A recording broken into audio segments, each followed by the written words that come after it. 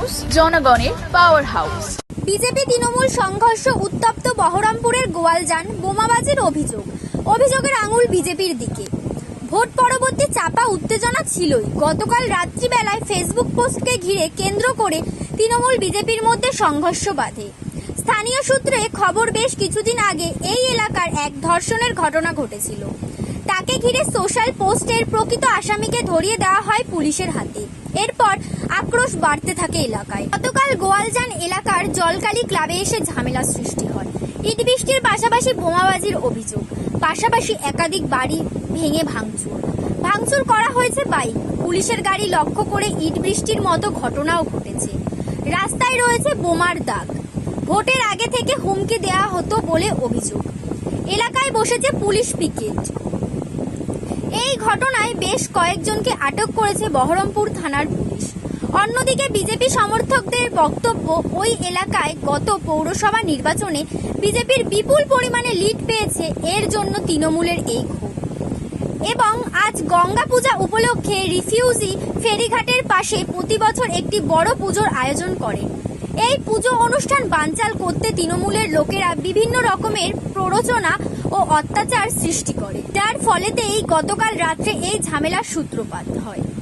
আরও অভিযোগ, জলকালী ক্লাবের সামনে যখন বিজেপি সমর্থকরা পৌঁছায়, সেই সময় তৃণমূলের লোকেরা বোমাবাজি করে এবং পুলিশ তৃণমূলের হয়ে বিজেপিদের ওপর আক্রমণ করে। এলাকায় পুলিশ মোতায়েন করা হয়েছে, কেন্দ্রীয় বাহিনী টহল দিচ্ছে। এখন পরিস্থিতি নিয়ন্ত্রণে রয়েছে। হ্যাঁ, এটা আপনার হচ্ছে রাত্রির তখন 2টো বাজে। 2টোর সময় আমরা সবাই মিলে ঘুমাচ্ছিলাম, হঠাৎ দেখলাম একটা বোম পড়লো। ছেলেপেলেদের সঙ্গে তর্ক বিতর্ক হয়েছিল, যে সামান্য তর্ক বিতর্ক হওয়াতে ওরা গালাগালি খিস্তাখিস্তি করছে। তো আমাদের ছেলেপেলেরাও গালাগালি খিস্তাখিস্তি করে। যে পরে তখন ওরা বললো যে আমরা দাঁড়া, তারা ঘুরে আসছি। ঘুরে আসার পরে ওরা বোম পিস্তল দিয়ে আসে, গুলি করে, বোমও মারে। 2-3 জনের ইঞ্জুরি হয়, খামটাম হয়। এটা আজকে বলে না, এটা 2019 সাল থেকে এটা হচ্ছে। 2019 সাল লোকসভা ভোটের পরে এরকম একটা হয়েছে। এই নিয়ে মোটামুটি 3বার হলো। মাঝে মধ্যে আমাদের এখানে গঙ্গা পুজোটা খুব ভালোভাবে অনুষ্ঠানটা হয়। ওটাকে বানচাল করাতে কালকে রাজীব হোসেনের বাড়িতে ওরা মিটিং করেছে। মিটিং করে রাত্রিবেলা মোটর সাইকেল নিয়ে ওরা পায়তারা করছিল। পায়তারা করার পরে রাত্রে এরকম ঝামেলা হয়। ঝামেলা হওয়ার পরে প্রথমে এক গাড়ি পুলিশ আছে, পুলিশকে বলার পরে পুলিশ চলে যাওয়ার পরে আরো 2-4 গাড়ি আছে। টাউনবাবু আছে, আইসি আছেন। ওনারা তো আসার সঙ্গে সঙ্গে মহিলাদেরকে তো বেধড়ক লাঠির চার্জে কিভাবে মারছে সে বলার মতন না, দেখার মতন না। বাচ্চা বাচ্চা ছেলেপেলেদেরকেও মেরেছে। হ্যাঁ, এবং যখন রাত্রি তখন 3টে বাজে। 3টের সময়তে আমরা আমাদের কিছু যারা মার খেয়েছে তারা হসপিটালে গেছিল। হসপিটালেও পুলিশ ওখানে যে ওদেরকে ঘিরে নিয়েছিল। ওখানে আমাদের ওখানকার 2টো ছেলে গিয়েছিল, 2টো ছেলেকেও ধরে রেখেছে। দিয়ে পুলিশ আসলো। পুলিশ আসার পরে রাত্রি তখন 3:30 বাজে। 3:30 আমি ওখানটা বসে আছি, আমার গিন্নিরা বসে আছে। আমার গিন্নি হচ্ছে বিজেপির মেম্বার।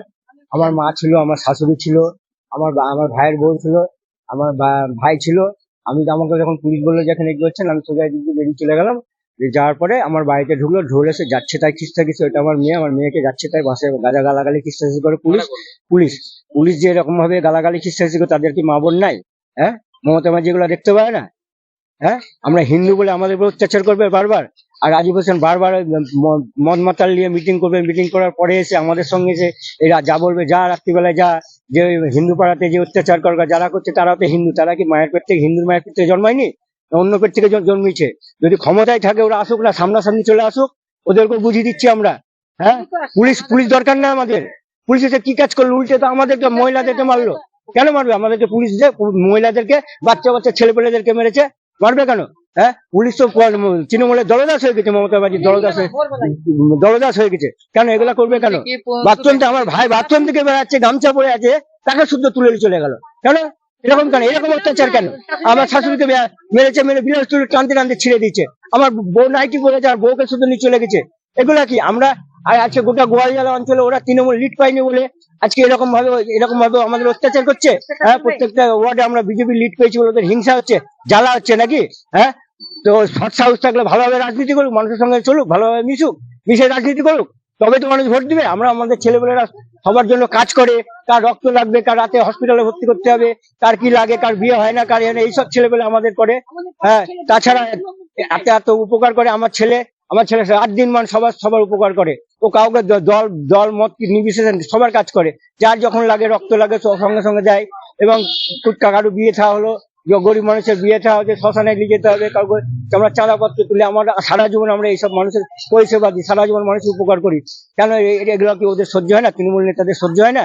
ওরা বলছে যে ফেসবুকে পোস্ট, হ্যাঁ, ফেসবুকটাকে বলি, ওরা তৃণমূল যেহেতু ধরেন কোথাও লিড পায়নি, ফেসবুকে ওরা মাঝে মাঝে, আর আমাদের এখানে একটা বাজে একটা কেস ঘটে গেছিল, সেটা ধরেন আমাদের ছেলে, ও আমরা কোনো পাত্তা না, আমরা ওকে পুলিশের দিয়ে ধরিয়ে দিয়েছি। আমরা বলেছিলাম, আমরাই মোবাইলে পোস্ট করেছি, ওকে যেখানে পাবা সেখান থেকে ওকে পুলিশে তুলে দিবা। ওইটা নিয়ে ওরা বাজে বাজে পোস্ট করে, এবং ভোটে হারার পরে প্রত্যেকটা বুথের লিড না পাওয়ার জন্য ওরা এবং বাজে বাজে ভাষাতে ল্যাঙ্গুয়েজে পোস্ট করার পরে আমাদের ছেলেগুলোর সহ্য হয় না।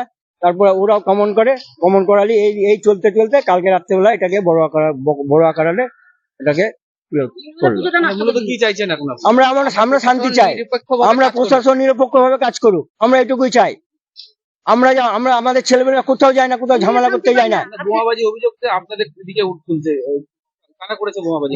টিএমসি লোকরা 2019 সালে করেছে, 2019 সালেও করেছে একই ঘটনা, একইবার হ্যাঁ, গেল 18-19 রাউন্ড আমার মা বোমে পা খাম হয়েছিল গেল বছর 2019 সালে। সেটা হচ্ছে আবার সে পুনরাবৃত্তি হলো। এগুলা কেন হবে? আমার নাম রবি স্বর্ণকার। হ্যাঁ, আমি হচ্ছে মেম্বারের হচ্ছে স্বামী। মানে সব এখানে একজন আছে কন্ট্রাক্ট করতে এসেছিল আমাদের ক্লাবে, তো রাত্রে নাকি মদ টদ খেয়ে যাই হোক এরকম ছেলেপেলের ব্যাপার। তো এসে গালাগালি যে একটা ফেসবুকে পোস্ট নিয়ে হয়েছে শুনলাম, যতদূর আমার শোনা কথা। তো পোস্ট নিয়ে হয়েছিল, তারপরে রাত্রিবেলা এসে এখানে অত্যাচার করা হয়েছে, সিসিটিভি ভাঙচুর, বোমাবাজি করেছে। মারতে এসে আমাদের মেম্বার যে ছিলেন আমাদের ওয়ার্ডের, তাকে গায়ে হাত দেওয়ার চেষ্টা করে তাকে মারার মতন পরিস্থিতি তৈরি হয়ে গেছে। এইটুকুই শোনা আছে আমার কথা, এরকম বেশি কিছু আর শোনা যায়নি। ওই দিককার সব ছেলেপেলে আছে, ওই এলাকার আছে, রিপিঘাট বলে একটা এলাকা আছে, সেখানকার ছেলেপেলে অনেকেই এসেছিল দলবল নিয়ে। হ্যাঁ, পলিটিক্যাল করেন ওনারা সবাই, প্রত্যেকেই বিজেপির সঙ্গে যুক্ত আছে। আমরা টিএমসি। এটা কেন মারধর করার কারণটা কি? মারধর করার কারণ কয়েকদিন ধরে ফেসবুকে পোস্ট নিয়ে আমাদের মেম্বারের নামে ব্যক্তিগতভাবে খুব বাজেভাবে আক্রমণ হচ্ছিল। আমাদের যিনি মেম্বার আছেন, আমাদের রানিং মেম্বার, এবং প্রথমে রেপ কেসটা নিয়ে আমরা সোচ্চার হই, ফেসবুকে ভাইরাল করি। ঘটনাটা ওখানকার এলাকার ছেলেপেলে মিলে করেছিল। আমরা যেহেতু ভাইরাল করে তাদেরকে স্টেপ নেওয়ার জন্য বাধ্য করেছিলাম, আমাদের পুলিশ প্রশাসনকে ধন্যবাদ যে তারা স্টেপ নিয়ে তাকে ধরে ফেলেছে। তো ওই রাগটা ছিল, এবং বিভিন্ন ব্যক্তিগতভাবে আক্রমণ করছিল আমাদের মেম্বারকে। ব্যক্তিগত পোস্ট। রেপের ঘটনা আজ থেকে 15 দিন আগে ঘটেছিল, কিন্তু কেউ জানতো না, তারা কিছু জানাতেও চায়নি। যারা এই ধর্ষণের ঘটনাটা ঘটে, যখন বাড়ির লোকরা আমাদের মেম্বারকে এসে জানায়, আমরা তার প্রতিক্রিয়া আন্দোলন শুরু করি ফেসবুকের মাধ্যমে, সোশ্যাল মিডিয়ার মাধ্যমে। তারপরে এটা বড় আকার ধারণ করে, এবং তারপর থেকে ব্যক্তিগত আক্রমণটা তীব্র হয় সোশ্যাল মিডিয়ায়। খুব বাজেভাবে আক্রমণ হয়, আপনারা সোশ্যাল মিডিয়া খুঁজলে পেয়ে যাবেন তাদের, এবং প্রত্যেকেই। এবং পুরোপুরি এটা ঘটনাটা এই নিয়েই সূত্রপাতটা হয়েছে। এর সঙ্গে কি ভোটের কোনো সম্পর্ক রয়েছে? ভোটেরও সম্পর্ক আমি বলবো না আছে, এটা পুরোপুরি ওই ধর্ষণের উপর দিয়ে, যেহেতু আমরা সোচ্চার হয়েছি, চুপে থাকিনি, যেহেতু আমরা সাপোর্ট করিনি জিনিসটাকে, আমরা এটাকে হাইলাইট করেছি, সেই কারণে হয়তো এরকম ব্যবহার করেছে। না, গঙ্গা পুজো নিয়ে সেরকম নয়। আমাদের আজকে ছিল কীর্তন, আমরা প্রোগ্রাম করেছিলাম ক্লাব থেকে, তো সেই কারণেও কিছু মনে হয় না, হয়তো ওই আমাদের মেম্বারকে বাজেভাবে ফাঁসানোর চেষ্টা করছে, এটাই বলবো। একটু তো বলার চাইবেন, আপনারা কি চাইবেন? আমরা বলবো এটা সঠিক তদন্ত হোক, সঠিক তদন্ত হয়ে যারা দোষী তারা যেন কড়া শাস্তি পায়।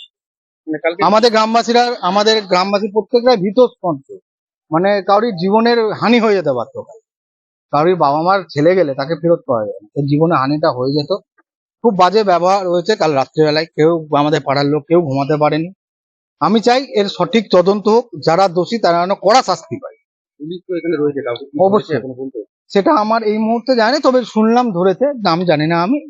পুলিশের কাজ করছেন ওনারা। বাড়িঘর ভাঙচুর করেছেন আমাদের দুই ভাইয়ের, ওই সামনে বাড়ি আছে, মানে তৃণমূল কর্মীদের। হ্যাঁ, অবশ্যই তৃণমূল কর্মীরা, ওনারা একনিষ্ঠ কর্মী, তাদের বাড়িঘর ভাঙচুর হয়েছে। আমাদের মেম্বারের গাড়ি ভাঙচুর করেছে, বাইকের রানিং মেম্বার, তার গাড়ি ভাঙচুর করেছে। এবং আমাদের গ্রামবাসী প্রত্যেকে আমার মেম্বারকে ভালোবাসে, ব্যক্তিগত এতটাই আক্রমণ হয়েছে কি ওদেরকে সোশ্যাল মিডিয়ায় এতভাবে বাজে অকথ্য ভাষায় আক্রমণ হয়েছে, তার বর্ণ বিদ্বেষীমূলক আচরণ করেছে, বর্ণ বিদ্বেষীমূলক ভাবে তাকে সোশ্যাল মিডিয়ায় আক্রমণ করা হয়েছে, তার গায়ের রং নিয়ে প্রশ্ন করা হয়েছে। তার মানে কি ভারতবর্ষে গায়ের রংটা মেন, ভারতীয়টা মেন নয়। আমার এটা বলে, আমাদের রানিং মেম্বারের নাম জয়ন্ত দে, তাকে তার বর্ণ নিয়ে পর্যন্ত সোশ্যাল মিডিয়ায় আক্রমণ করেছে তীব্রভাবে। তাকে আমি বলি তাকে কালো মোষ বলে আক্রমণ করা হয়েছে। তাহলে ভারতে থাকতে গেলে তাদের ফর্সাই হতে হবে তার মানে নেই তো। আমরা ঐতিহাসিকে জেনে এসেছি ভারতে সব নাগরিক সমান। কোন পঞ্চায়েত? এটা নিয়ালিশপাড়া গ্রাম পঞ্চায়েত। আপনার নাম? আমার নাম সৌম্যদীপ ভট্টাচার্য।